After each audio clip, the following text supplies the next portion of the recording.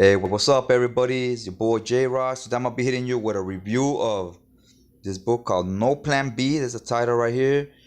The Art of Michael Avon Oeming. I feel Michael Avon Oeming is kind of an underrated artist, in my opinion.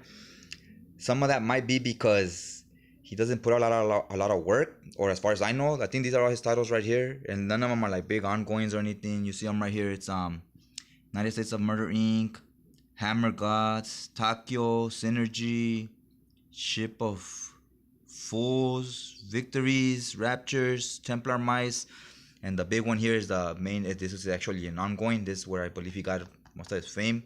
Is Powers. Got option to like a streaming show. I think it did like 2 seasons. I like how here she has the flashlight. They're detectives, and you see here the outline shocking of the body, and it says no plan B. Okay, so that's the cover. It's done by Dark Horse. Here's the spine, no plan B. Michael Van Omen, here's a Templar Knight right there. Nice spine design. Here's some of his sketches. Here's the beginning interior page. Few sketches. Not familiar with what series they're from.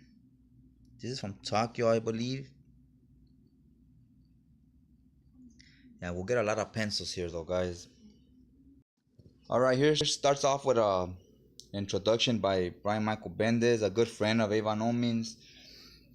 Here you see some of his earlier days as a kid. He talks a little bit about his upbringing and how he met Brian Michael Bendis. My bad.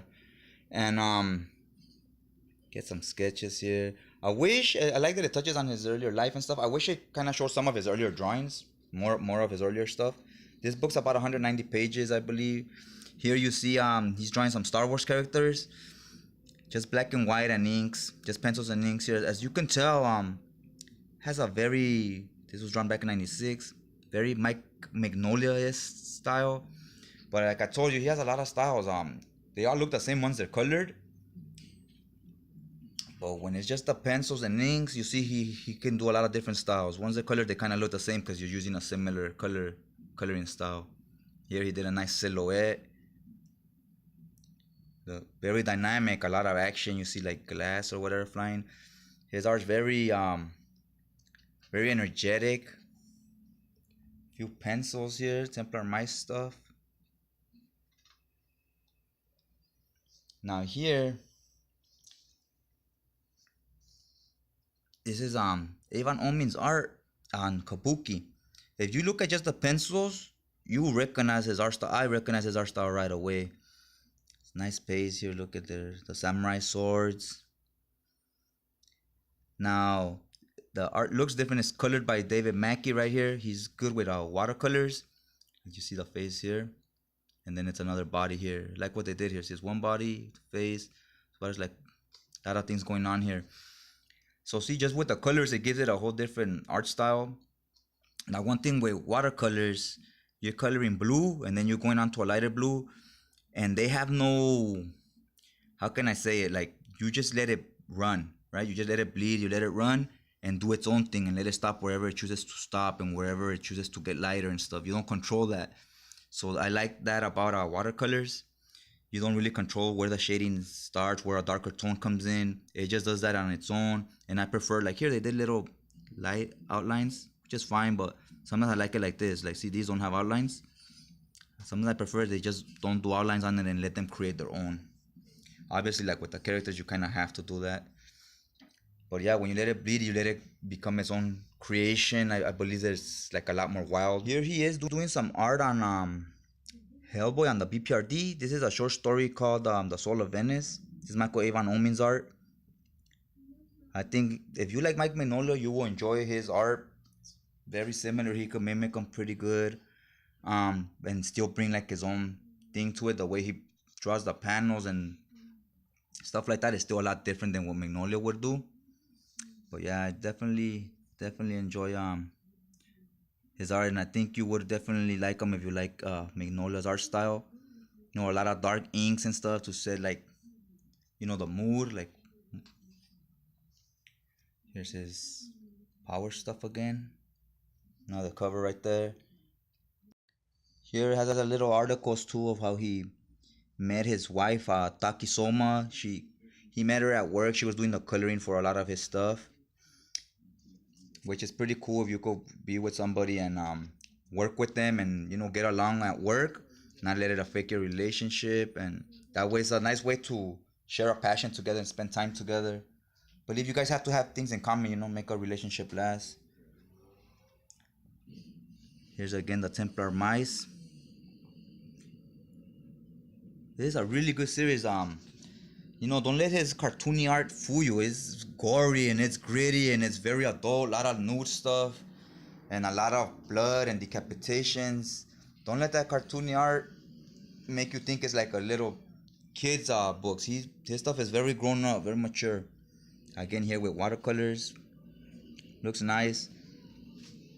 Here, this is not familiar with this, but I believe this is a Mike Magnolia art, and this is just Oeming on inking. Oh, this was a character from the BPRD universe, from the Magnolia universe that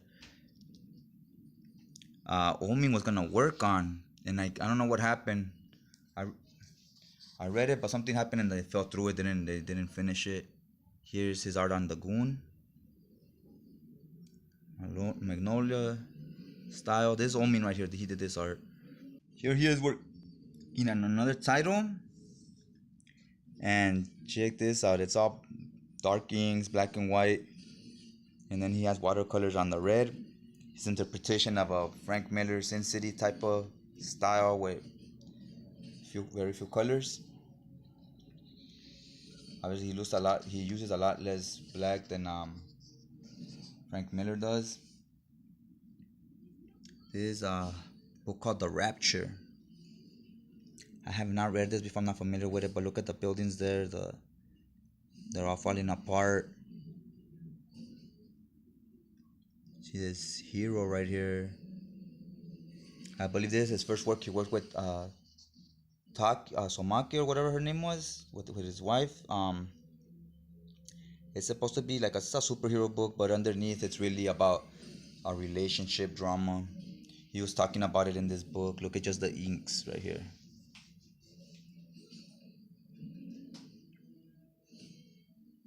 How they came up with this idea together. Look at that, man. That shit just looks bad. Especially like in the video, doesn't do it justice because this is in a big library size edition style book. So these are big art pages. Look at the detail on all these letters. That looks nice. Here you see his inks and pencils to Scarlet. And here it is covered by Alex Maliv, I believe. Now here's colored already. Looks nice. I've not read that series either, but I will. It's another cover he did for Scarlet. See, they got a whole different tone when they're not colored too. This one's more his basic style that he normally uses. Alright, leave you with a few panels here too. Now here he talks about how he was working as a security in a security booth and so forth, and he started working on Powers, and really Powers is where he really got enough fame, enough success to be able to just be a comic artist full time and not have to have another job. I thought that was a little interesting how, it's not easy to get into the industry. And he was talking about how, sooner or later you have to change your style, make a name for yourself, do something that stands out from everybody else's, make it different. So he was applying to try to do art for a Batman animated series. And that fell through, it didn't happen. And Bruce Trim was doing art on that, and I believe it was Bruce Trim. So he kind of mimicked his style to that. And he said he really enjoyed that style. So then from there, he just made it a little more grown up and added his own little twist to it, added a little Magnolia style to it. And then now, now his art is very distinct. You'll know when you see his art that it's him. And he says that's kind of for the most part the style he uses now. And I believe, sometimes you gotta get your own voice and get your own thing that's different from everybody's. Or else, if you're just in the middle, if you're terrible, like a lot of people don't like Rob Liefeld, but everybody knows his style.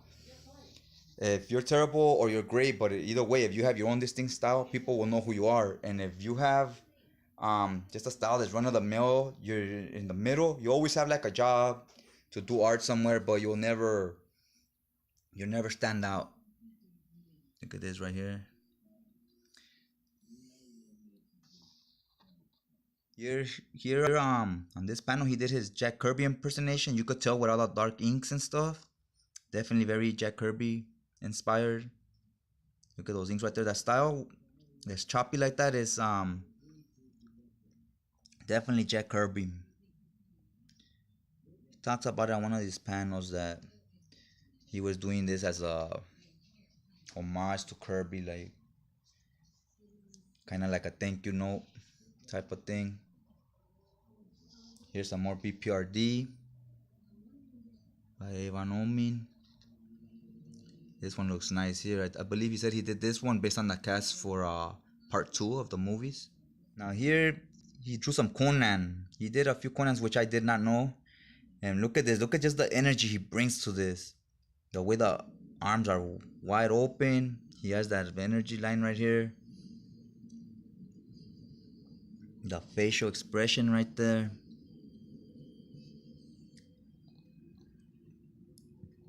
See this one over here. See the head. Look at that. That's terrible, man. Got the guts flying out right there. The other half is up here. Look at the energy he brings. Some people will draw this like over here somewhere. If the body is here, it doesn't look very energetic. If it's way flying all the way the hell over here, it shows like power, like, you know, it was a lot of impact. And look, he's holding the head over here to another goblin. Man, a lot of energy on this panel, a lot of high octane action right there. Hell yeah. That's what I'm talking about. Chopping off heads right here, a lot of decapitation. I'm telling you, his art is definitely not kid friendly. You know, make sure you're at least over 10 years old. Look at that. Damn.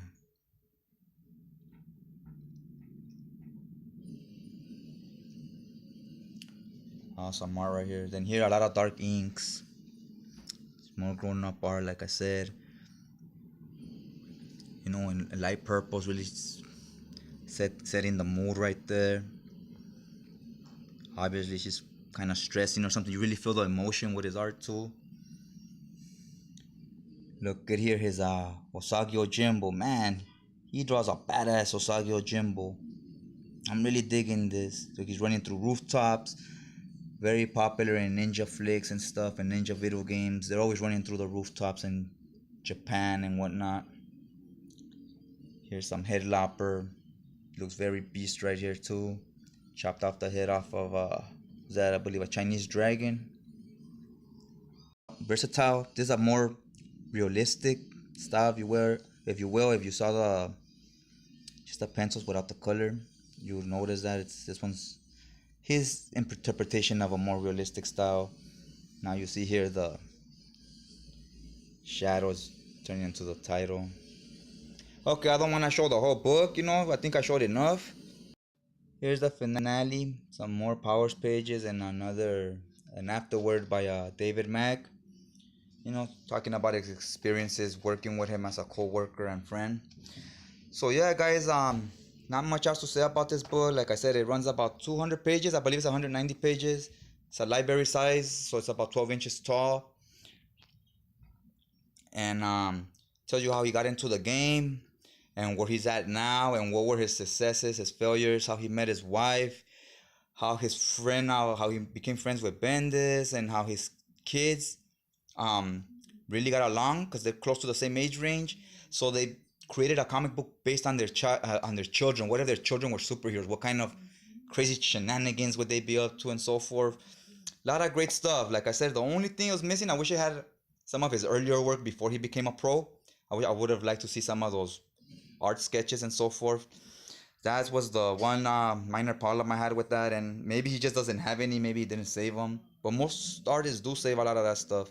If you could find it on in-stock trade for half price at 24 I believe it costs. I think that's a really good deal at 24 bucks. If you find it online at that price, if you like his art or you're a fan of art, I definitely say check it out. it's well made and it's a good story and it shows a good amount of work. So you see his how he's versatile. He got more than one style, more than. And yeah, that's all I got for you today. If you like what you saw, hit that subscribe button and hit that bell so it can notify you when the next video comes up. Also, you know, it'll help if you hit that share button, share it on your social media. You know, help the video get out there and so forth for people that might not have read this or might not have seen it on the store and they want to get a rough idea of how it looks inside and whatnot. And yeah, leave your comments on the bottom as always, and just check you guys out next time.